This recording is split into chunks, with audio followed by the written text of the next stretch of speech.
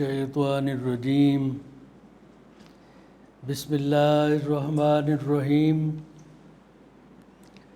अज़ीज़ दोस्तों, idea foundation forum में आप सबको खुश आमदीद कहता हूँ।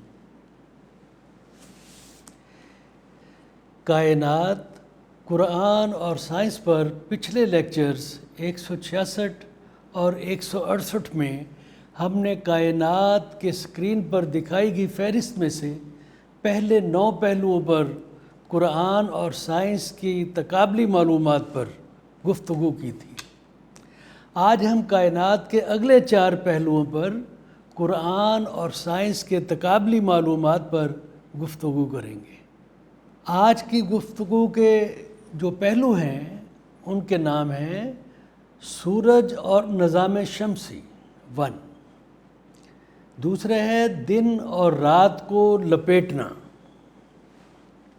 3 है मुतअद्दद ज़मीनें यानी मोर देन वन अर्थ, एक से ज़ायद ज़मीनें अर्थ्स, और चौथा है ज़मीन का गोलाई डिज़ाइन सर्कुलर, ज़मीन का गोलाई डिज़ाइन उसके ज़मीन की गर्दश और मदार पर घूमने पर असरात क्या है।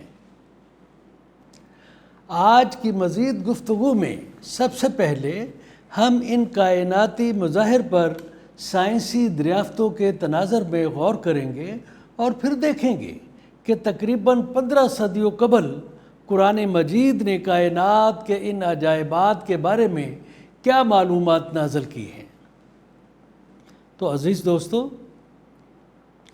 तकरीबन 4.6 बिलियन साल कबल सोलर नेबुला नामी धुआं और गैस के बहुत बड़े इंटरस्टेलर बादल, इंटरस्टेलर क्या है, बिटवीन दी स्टार्स, बादल के एक टुकड़े की कससे शक्ल के कोलैप्स होने के नतीजे में शमसी निज़ाम ने अपनी शक्ल इख्तियार करना शुरू की थी। सूरज की 98% कमियत यानी मैटर 3 गैसों पर मुश्तमिल है जिनको हाइड्रोजन, हीलियम और लिथियम कहते हैं, जो बिग बैंग न्यूक्लियोसिंथेसिस से पैदा हुई थी। बाकी 2% बाद के मराहल में यानी बिग बैंग के बहुत बाद दूसरे सितारों से मौसूल होने वाले भारी अनासर पर मुश्तमिल है। जब नेबुला का ज़्यादातर टूटता हुआ मास मैटर इकट्ठा होकर सूरज बन गया तो सूरज के गिर्द बिखरे हुए बकाया उसके टुकड़ों से सैयारों, चांद और दीगर छोटे अजसामों ने जन्म ले लिया, जिनमें ज़मीन भी शामिल है। ज़मीन भी एक प्लैनेट है, सैयारा है। अब तक सूरज के 9 सैयारे दरियाफ्त हो चुके हैं ज़मीन को शामिल करके, जैसा कि स्क्रीन पर दिखाया गया है। चूँकि ज़मीन सूरज की कमियत से अलग हुई थी यानी सूरज का हिस्सा थी, इसलिए ये ज़्यादातर सूरज की कमियत से मुतल्लिक अनासर पर ही मुश्तमिल है, सिवाय लोहे और पानी जैसे चंद दीगर अनासर के जो ज़मीन को अपनी तख्लीक के बाद के मरहले में बहुत ज़्यादा भारी बड़े सितारों से मिले थे। साइंस ने साबित किया है कि निज़ाम शमसी ने अपनी तख्लीक के बाद से अब तक अपने अमूर में कामिल मुस्तकिल मजाजी कंसिस्टेंसी का मुज़ाहरा किया है। ज़मीन अपने महवर के गिर्द, महवर क्या है, सेंट्रल पॉइंट, अपने महवर के गिर्द 1670 किलोमीटर फ़ी घंटा की औसत रफ्तार से घूमती है। सूरज के गिर्द उसके मदार पर, उसका मदार ऑर्बिट, उसके मदारी रफ्तार 1,08,000 किलोमीटर फ़ी घंटा है। निज़ाम शमसी अपनी कहकशा मिल्की वे के मरकज़ के गिर्द 7,20,000 किलोमीटर फ़ी घंटा की रफ्तार से घूमता है और ख़ुद कहकशा اور خود کہکشاں کی رفتار 200 بلین ستاروں کو آغوش میں لیے 9,50,000 کلومیٹر فی گھنٹہ کی رفتار سے گھومتی ہے۔ آئیے دیکھتے ہیں قرآن حکیم نے سورج اور اس کے ساتھیوں کی تخلیق اور حرکت کے بارے میں کیا انکشاف کیا ہے۔ سنیے، سورہ فصلات کی آیت 11 اس ماحول کو بیان کرتی ہے جب زمین اور آسمان بنائے جا رہے تھے۔ دیور انفارمیشن۔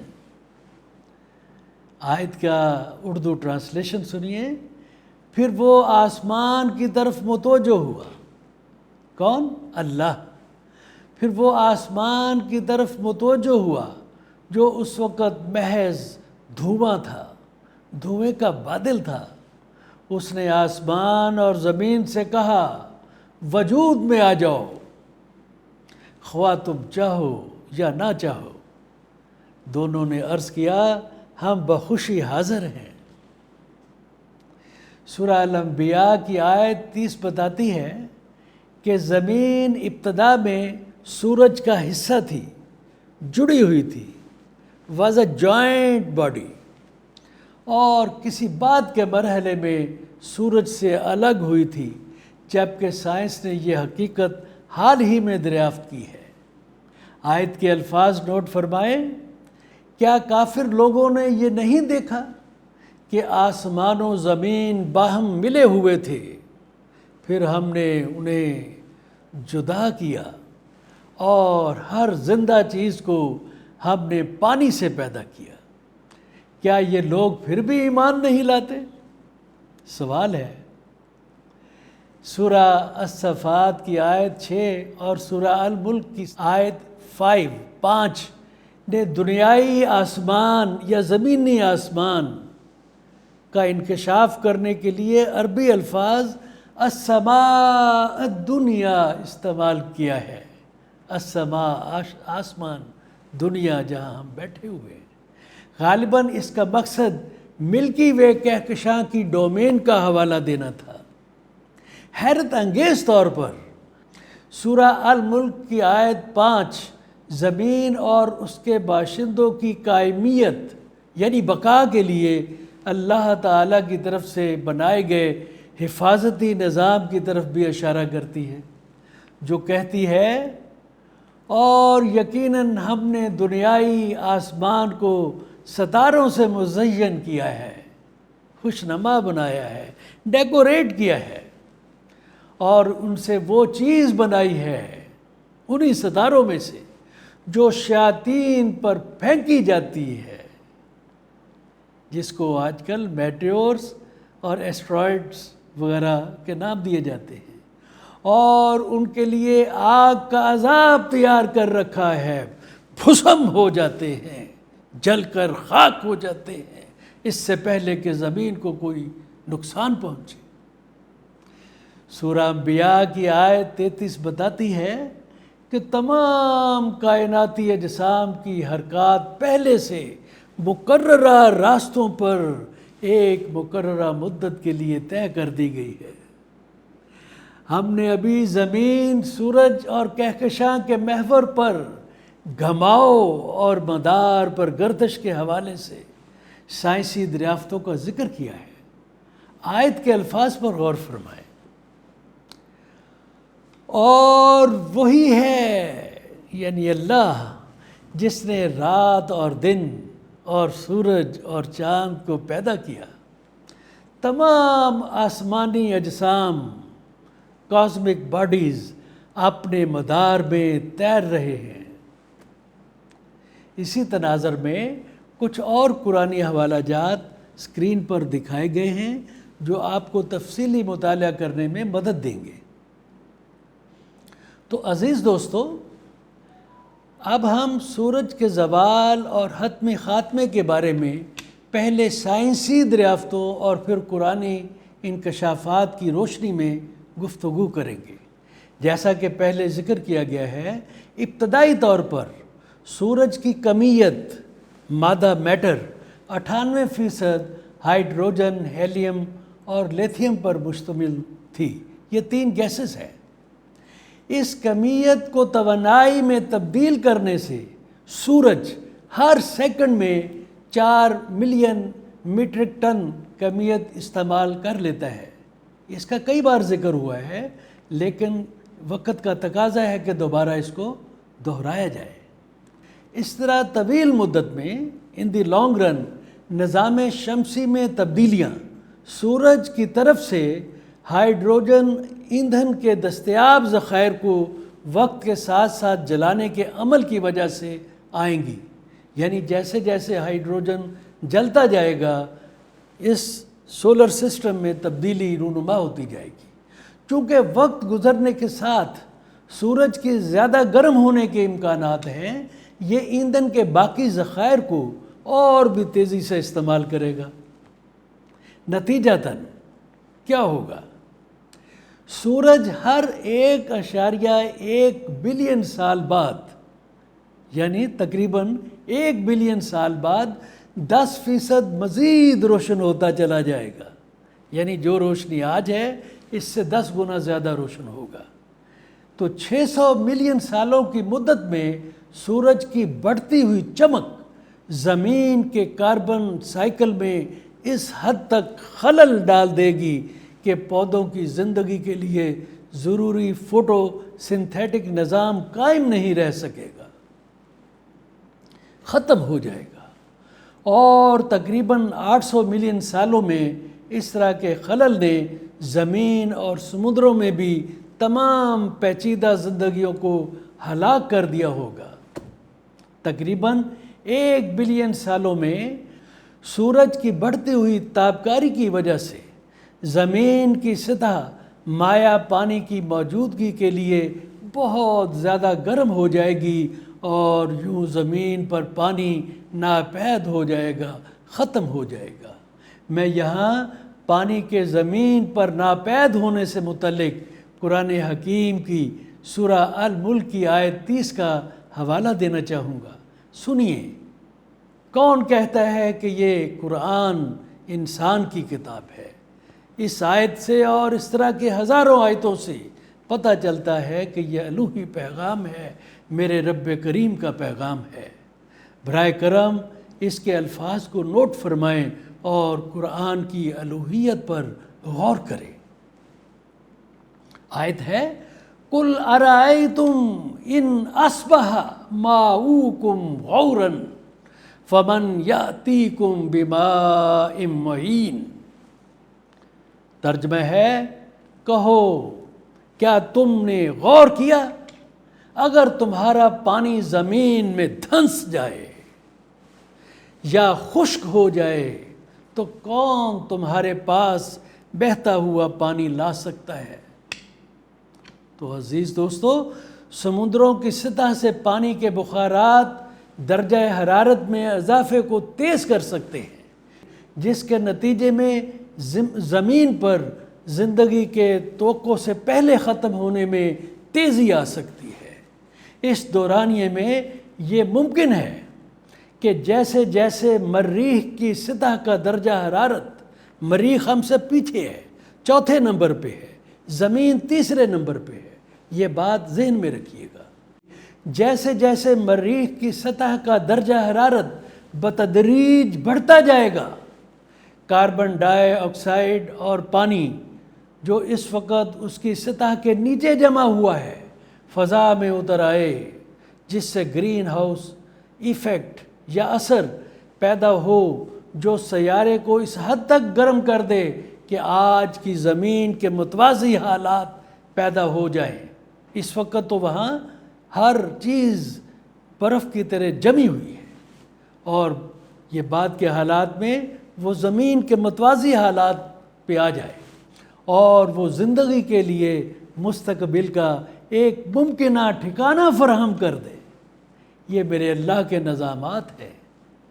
اب سے 3.5 بلین سال تک زمین کی سطح کے حالات آج کی وینس کی طرح ہوں گے۔ وینس 2 نمبر پہ ہے، زمین 3 نمبر پہ ہے، تو یہ سیکوینس یاد رکھیے۔ 7.5 بلین سالوں کے اندر سورج اپنے موجودہ سائز سے 256 گنا بڑا ہو چکا ہوگا اور یہ مرکری اور وینس سیاروں کو نگل جائے گا. یعنی پہلا سیارہ مرکری ہے، دوسرا وینس ہے، تیسرا زمین ہے. تو پہلے دو ستارے حدت کی وجہ سے، شدت ٹیمپریچر کی وجہ سے وہ سورج ان کو نگل جائے گا. تاہم اس مرحلے پر زمین کا مستقبل کم واضح ہے. ابھی سائنس نے اس کے بارے میں کوئی کھوج نہیں لگائی ہے. اس توسیع یا پھیلتے ہوئے مرحلے کے دوران، ایکسپینڈنگ فیز کے دوران، اپنے مرکز کی ہائیڈروجن کے ذخائر کو جلا چکنے کے بعد سورج اپنے موجودہ ریڈیس کے تقریباً 250 سے 11 گنا سکڑ جائے گا. پہلے پھیلے گا، جب ہائیڈروجن ختم ہو جائے گی تو پھر اس کے بعد سکڑ کر 250 سے 11 نمبر پہ آ جائے گا. اس مرحلے کے دوران سورج اپنے مرکز کے ہیلیم کے اسٹاک کو جلا رہا ہوگا. ہائیڈروجن ختم ہو گئی، سکڑ گیا. اب مرکز کے اندر، کور کے اندر جو ہیلیم کا اسٹاک ہے وہ جلائے گا. اب ہیلیم کی بھی ایک لمٹ ہے. ہیلیم کے جلنے یعنی فیوزنگ کا یہ مرحلہ صرف 100 ملین سال تک رہے گا. کائناتی نظام میں 100 ملین ایک معمولی ٹائم ہے. اس کے بعد سورج کو دوبارہ اپنی بیرونی تہوں میں ہائیڈروجن اور ہیلیم کے ذخائر کا سہارا لینا پڑے گا. بات کو سمجھو. ابتدا میں، آج کے دور میں، وہ جو کور آف دی سن ہے وہاں کی ہائیڈروجن کو جلا رہا ہے. ہائیڈروجن ختم ہوگی تو ہیلیم کو جلائے گا. جب وہ بھی ختم ہو جائے گا تو وہ پھر دائیں بائیں پیریفری میں جو ہیلیم اور ہائیڈروجن کے سٹاکس ہیں ان پر ڈیپینڈ کرنا شروع کر دے گا. اس کے بعد سورج کو دوبارہ اپنی بیرونی تہوں میں ہائیڈروجن اور ہیلیم کے ذخائر کا سہارا لینا پڑے گا، جیسا کہ میں نے عرض کیا ہے. اور دوسری بار پھر پھیلے گا. یعنی پہلے ہائیڈروجن کور کی استعمال کرتا تھا تو پھیل رہا تھا، اب وہ پیریفری کی استعمال کرے گا تو ایک بار پھر پھیلے گا. یہ پھیلنے اور سکڑنے کا سلسلہ کئی بار دہرایا جا سکتا ہے. پھیلا سکڑا. تاہم اربوں سالوں میں سورج کے ایندھن کی مسلسل کھپت یا کمی سے کشش ثقل کمزور ہوتی جائے گی، جس سے اس کی کمیت ٹوٹ پھوٹ کا شکار ہو کر خلا میں بکھرتی چلی جائے گی. اس مرحلے میں سورج سفید ڈوارف بن کر رہ جائے گا، ایک مردہ ڈوارف، کم جان والا لاگر، اور زمین کے سائز تک سکڑ چکا ہوگا. ابھی تو ملینز ٹائم بڑا ہے نا، سکڑ کر زمین کے سائز پہ آ جائے گا. لیکن آج کے مقابلے میں 100 گنا زیادہ چمکدار ہوگا. یہ مکمل طور پر انحطاط پذیر کاربن اور آکسیجن پر مشتمل ہوگا. یعنی ہائیڈروجن، ہیلیم ختم ہو گئے، اب یہ بیچارہ کاربن اور آکسیجن پر زندہ ہے، چمکتا ہے مگر حرارت سے محروم ہو چکا ہے. تو کبھی بھی اتنے گرم درجہ حرارت تک نہیں پہنچ پائے گا کہ ان عناصر کو دوبارہ فیوز یا محرک کر پائے. ایک لاغر، کمزور، بستر مرگ پر پڑا ہوا سورج ہوگا. اس طرح سفید ڈوارف سورج بتدریج ٹھنڈا ہوتا جائے گا اور مدھم سے مدھم تر. اس کے سیارے، وہ 9 سیارے، اس کے سیارے جو تاریک ہو چکے ہوں گے، اندھیرے ہو چکے ہوں گے اور ہر طرح کی زندگی سے بالکل خالی ہو چکے ہوں گے، سورج سے اپنے بڑھتے ہوئے فاصلے اور کم ہوتی ہوئی کشش ثقل کی وجہ سے سست رفتاری، یعنی وہ جو سپیڈ ایسے تھی وہ اب سست رفتاری کا شکار ہو جائے گی۔ سست رفتاری کے ساتھ سورج کے گرد چکر لگاتے رہیں گے۔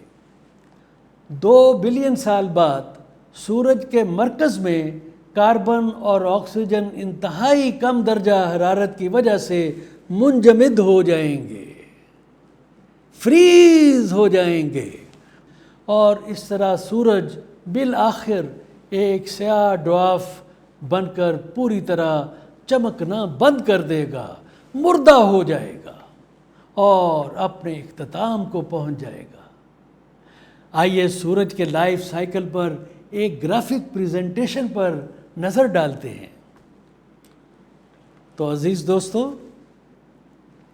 اب آئیے دیکھتے ہیں کہ تقریباً 1500 سال قبل سورج کے زوال اور خاتمے کے بارے میں قرآن حکیم نے کیا انکشاف کیا تھا۔ یہ انسان کی آنکھیں کھولنے والا انکشاف ہے، آنکھیں کھولنے والا۔ سورہ یاسین کی آیت 38 بیان کرتی ہے، سنیے، آیت ہے وَالشَّمْسُ تَجْرِي لِمُسْتَقَرٍّ لَهَا، مستقر لہا، ڈٹرمنڈ، فکسڈ کر دی گئی ہے۔ ذالک تقدیر العزیز العلیم، اور سورج اپنے مقررہ ٹھکانے کی طرف چلا جا رہا ہے۔ مقررہ ٹھکانہ ہے، اس ٹھکانے کی طرف چلا جا رہا ہے، خاتمے کی طرف چلا جا رہا ہے، بلیک ڈوارف کی حیثیت کی طرف جا رہا ہے۔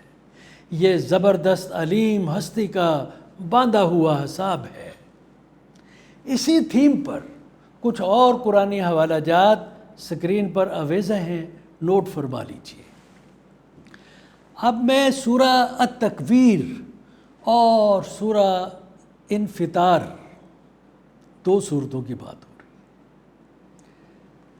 سورہ التکویر اور سورہ انفطار کی کچھ آیات سنانا چاہوں گا جو ستاروں کے بلیک ہولز کے طور پر گرنے اور کائنات کے زوال کی وضاحت کرتی ہیں۔ ہو سکتا ہے یہ ایک ایسی صورتحال کا حوالہ ہو جسے سائنس نے بگ کرنچ سمجھا ہے۔ کیا ہے بگ کرنچ؟ یہ بگ بینگ کا الٹ ہے۔ برائے کرم سنیے اور اسکرین پر نظر بھی رکھیے۔ اذا الشمس کورت، جب سورج لپیٹ دیا جائے گا اندھیرے میں، یہی بلیک ہول ہے نا۔ وَإِذَا النَّجُومُ انْكَدَرَتْ، اور جب ستارے گر جائیں، منتشر ہو جائیں۔ وَإِذَا الْجِبَالُ سُجِّرَتْ، وَإِذَا الْجِبَالُ سُجِّرَتْ، اور جب پہاڑ مسمار کر دیے جائیں، ریزہ ریزہ کر دیے جائیں۔ وَإِذَا الْبِحَارُ سُجِّرَتْ، اور جب سمندر شعلوں سے بھر جائیں گے۔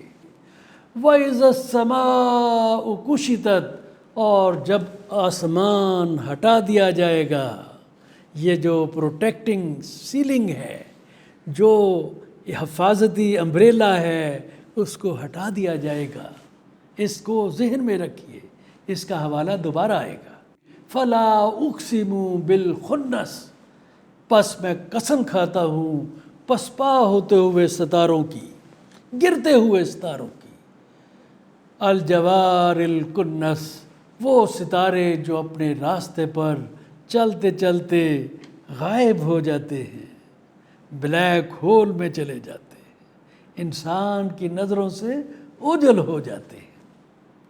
آپ ذرا سورہ انفطار کی 3-4 آیتیں سنیے۔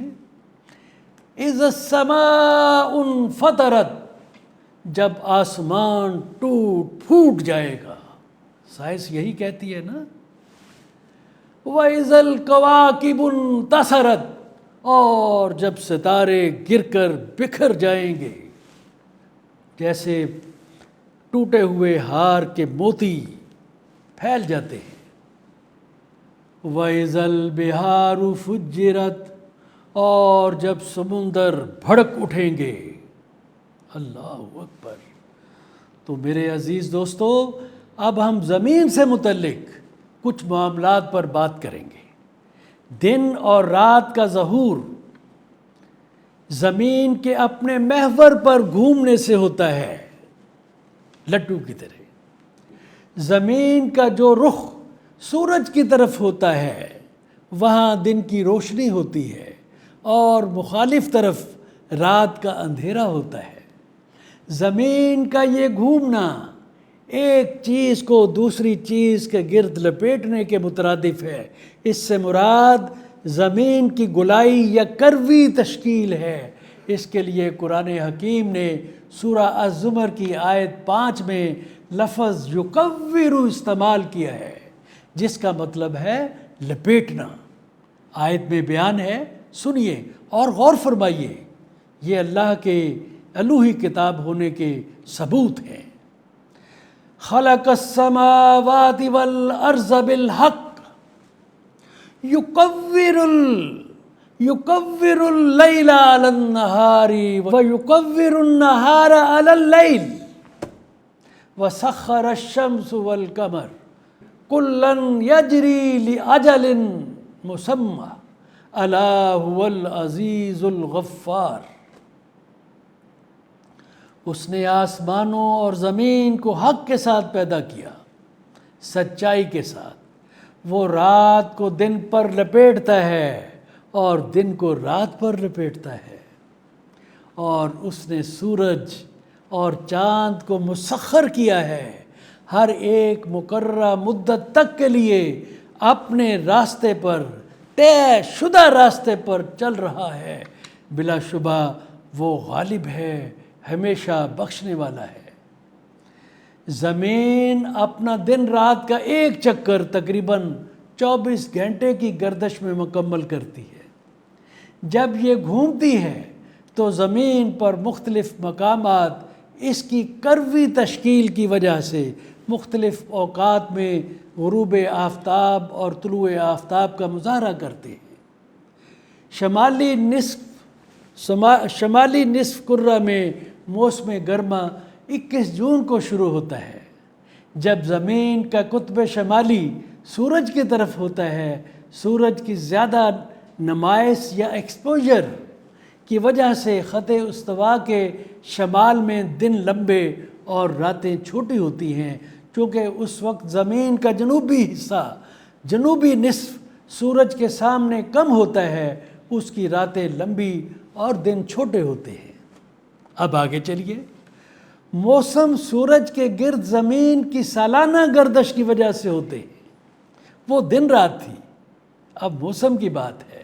موسم سورج کے گرد زمین کی سالانہ گردش کی وجہ سے ہوتے ہیں، ایسے۔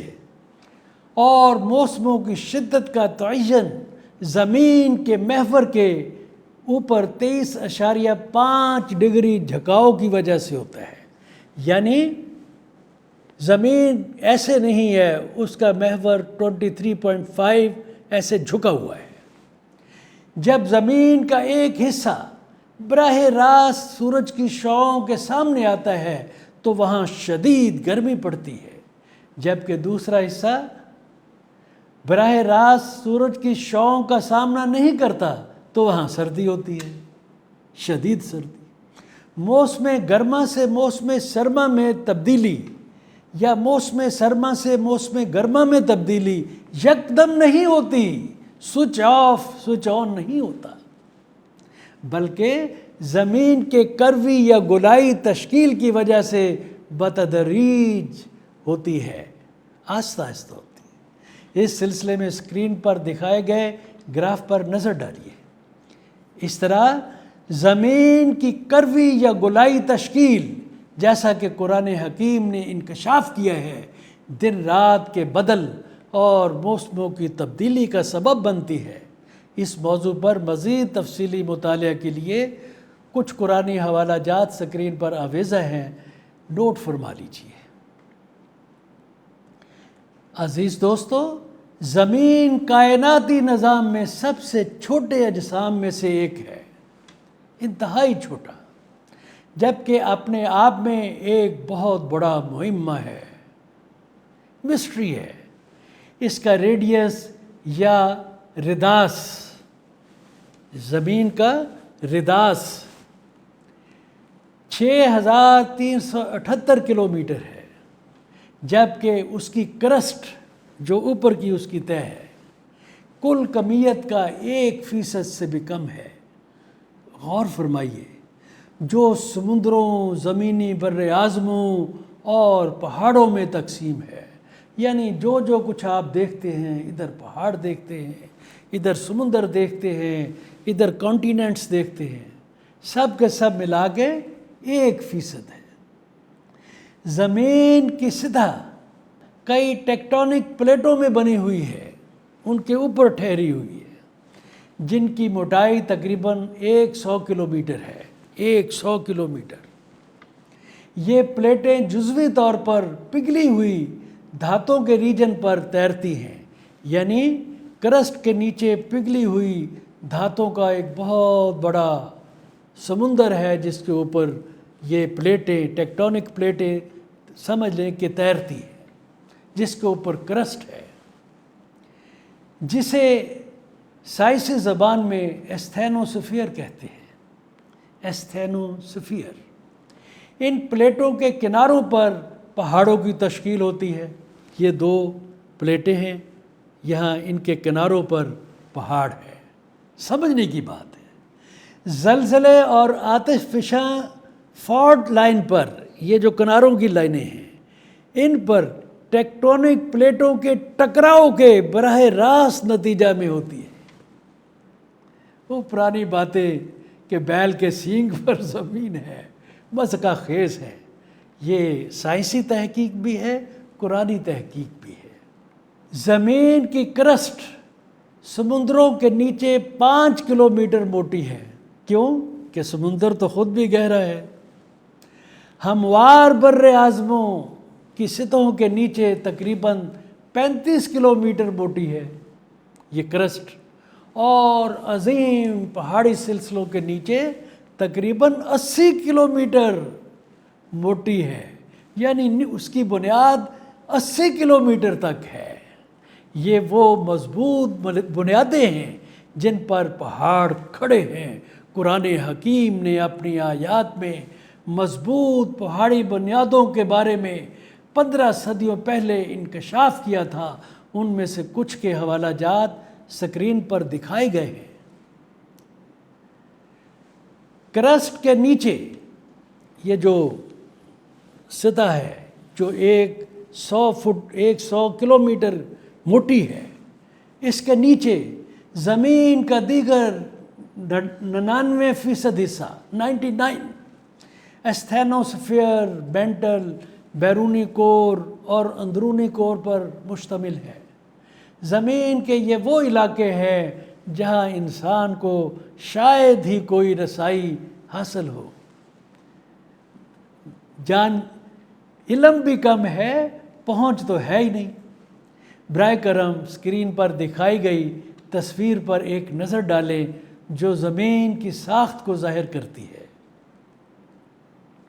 عزیز دوستو، سائنس نے حال ہی میں دریافت کیا ہے کہ زمین کا سمندری حصہ زمینی حصوں یعنی بر اعظموں کی طرف پھیل رہا ہے، پیش قدمی کر رہا ہے، خشکی کے اوپر قابض ہو رہا ہے۔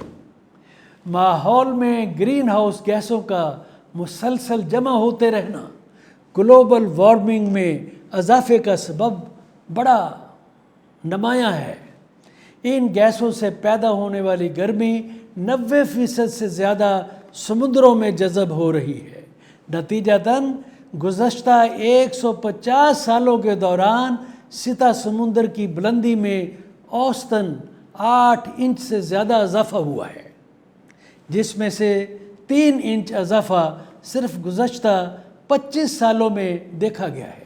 یعنی وقت کے ساتھ ساتھ یہ اضافے کی رفتار بڑھتی جا رہی ہے۔ اس طرح 2050 تک یعنی اور 27 سالوں میں سطح سمندر کی بلندی میں 12 انچ سے زیادہ اضافہ ہونے کی توقع ہے۔ یہ انسانی زندگی کے کئی شعبوں کے لیے تباہ کن ہے، جس میں بر اعظمی زمینوں پر سمندری تجاوزات بھی شامل ہیں، یعنی بر اعظموں پر سمندر پھیلتے جا رہے ہیں۔ موسمیاتی وجوہات کے علاوہ ارضیاتی عوامل بھی وقت کے ساتھ ساتھ کرۂ ارض کے سکڑنے میں اپنا کردار ادا کر رہے ہیں۔ آپ ذرا سوچئے، یہ معلومات تقریباً 1500 سال پہلے قرآن حکیم پہلے ہی دے چکا ہے۔ میں یہاں سورہ الرعد کی آیت 41 کا حوالہ دینا چاہوں گا، جس میں کہا گیا ہے، سنیے، اَوَلَمْ يَرَوْا أَنَّا نَأْتِيَ الْأَرْضَ نَنْقُصُهَا مِنْ أَطْرَافِهَا۔ کیا وہ نہیں دیکھتے کہ ہم زمین کو اس کے کناروں سے گھٹاتے چلے آ رہے ہیں، کناروں سے گھٹاتے چلے آ رہے ہیں۔ عزیز دوستو، سائنس نے حال ہی میں اربوں زمینوں کے امکانات کے بارے میں دریافت کیا ہے، یعنی اس زمین کی طرح کی اربوں زمینیں ہیں۔ ان میں سے بہت سی زمینیں انسانوں جیسی زندگی کے عوامل کی بھی حامل ہو سکتی ہے، یعنی ہمارے جیسے انسان نہیں تو ملتے جلتی کوئی مخلوقات ہو سکتی ہیں۔ جیسا کہ اس ایریے میں تحقیق ابھی انتہائی ابتدائی مراحل میں ہے، ایمبریونک سٹیج پہ ہے، اس لیے اس زمین کے معاملات کا دیگر ممکنہ زمینوں کے ساتھ موازنہ کرنے کے لیے کافی اعداد و شمار دستیاب نہیں ہے۔ قرآن حکیم نے سورہ الطلاق کی آیت 12 میں زمین کی طرز کی اور زمینوں کی موجودگی کو ان الفاظ میں بیان کیا ہے۔ سنیے، اللہ الذی خلق سبع سماوات ومن الارض مثلہن، مثال اس جیسی۔ اللہ وہ ہے جس نے 7 آسمان بنائے اور اسی کی مثل زمینیں بھی، زمین نہیں، زمینیں بھی 1000 بھی ہو سکتی ہے، 1 ملین بھی ہو سکتی ہے، یا جیسے آج سائنس کہتی ہے بلینز بھی ہو سکتی ہے۔ تو عزیز دوستو، اس کے ساتھ ہم آج کی گفتگو کا اختتام کرتے ہیں۔ یہ پروگرام اردو اور انگریزی دونوں زبانوں میں ریکارڈ کیے گئے ہیں۔ ان کی ویڈیوز آئیڈیا فاؤنڈیشن کی ویب سائٹ، اس کے یوٹیوب ویب چینل اور فیس بک پر دیکھی جا سکتی ہیں۔